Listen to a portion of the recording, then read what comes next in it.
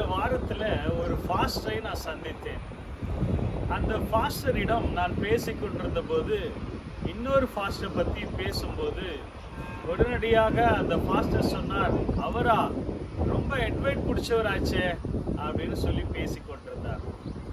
பிரியமான தேவ பிள்ளைகளே, ஒரு சிலர் இன்னைக்கு இருக்கிறாங்க, அவங்களுக்கு யாரை பார்த்தாலுமே அவங்கள விட மற்றவங்கள அற்பமாகவே நினச்சிட்டே இருப்பாங்க.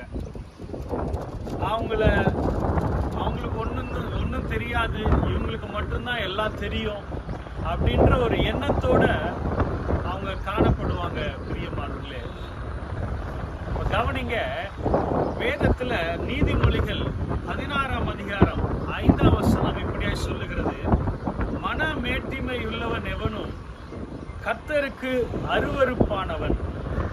மனமேட்டிமை உள்ளவன் எவனும், நீங்க டாக்டரா இருக்கலாம், டீச்சரா இருக்கலாம், ஒரு ஆபீஸ்ல ஒர்க் பண்ணலாம், அல்லது எந்த ஒரு வேலையா இருந்தாலும், பதவியில உயர்ந்த பதவியா இருந்தாலும், உங்களை விட நீங்க மற்றவர்களை உங்களுக்கு கீழாக நீங்கள் நினைக்கும் போது அந்த மேட்டிமை அவர்களையும் அறியாமல் அந்த குணம் அவர்களுக்குள்ள இருப்பதை பார்க்கிறோம்.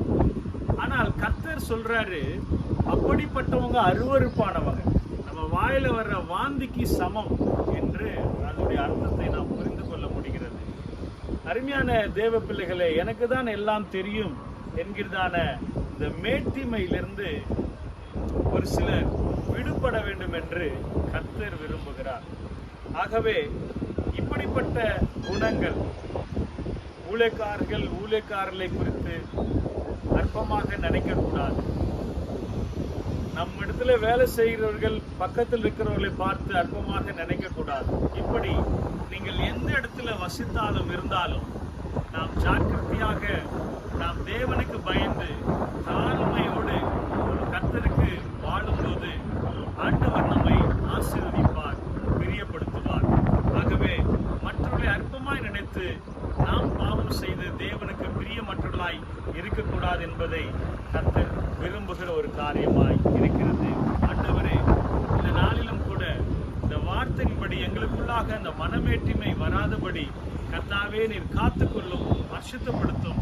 ஆண்டவரே, நாங்கள் பெருமையில விழுந்து நாங்கள் ஆண்டவரே மற்றவர்களை அற்பமாய் நினைக்காதபடி நாங்கள் எல்லாரையும் ஆண்டவரே எங்களிலும் மேன்மையுள்ளாக நினைக்க எங்களுக்கு கிருபை தாரும், ஞானத்தை தாரும், அந்த ஆசீர்வாதத்தை கட்டளையிடும், பெரிய காரியங்களை செய்யும். இயேசுவின் நாமத்தில் ஜெபிக்கிறோம் நல்ல பிதாவே.